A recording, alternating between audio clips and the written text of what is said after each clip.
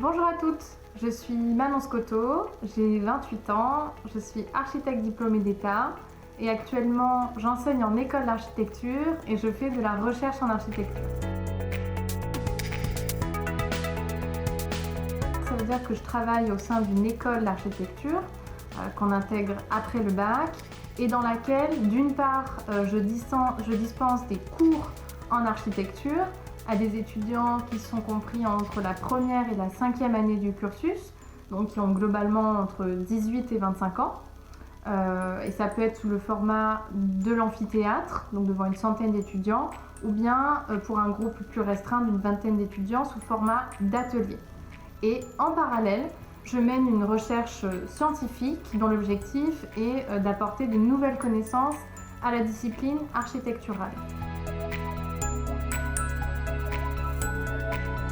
Alors, ce qui me plaît dans cette combinaison des deux casquettes, c'est d'avoir une relation privilégiée avec les étudiants, avec lesquels je peux discuter, échanger, débattre et partager des connaissances.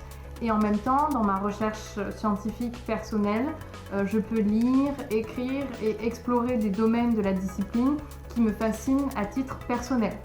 Ce qui fait que je peux être amenée à la fois à donner des conférences en France ou à l'international, à écrire des articles scientifiques ou par exemple à interviewer des architectes ou des habitants.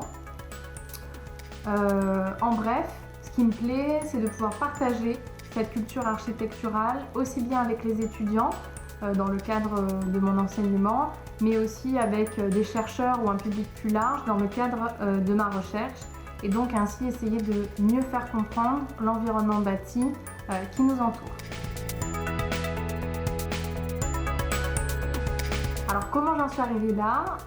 Au lycée, j'ai choisi de faire une filière scientifique, mais il se trouve que j'étais quand même curieuse d'un peu tout, et ce qui fait que jusqu'à très tard, finalement, jusqu'en terminale, je ne savais pas véritablement vers quelle orientation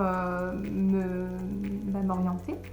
Et je savais juste que ce que je voulais, c'était un métier qui mène à la fois la créativité, donc plutôt les arts plastiques, et en même temps les sciences, qui sont donc deux univers très différents, mais qui sont pourtant compatibles et que je voulais absolument mélanger. Et en même temps, je voulais avoir une profession qui me permette d'être au contact des gens, de mettre en place un certain relationnel, un dialogue, enfin bref, un échange humain. Et c'est un peu par hasard, à l'occasion d'un stage que j'ai fait en terminale dans un cabinet d'architecture, que j'ai réalisé que tout ça, ça pouvait être tout ce que j'aimais, ça pouvait être rassemblé dans ce métier qui était architecte.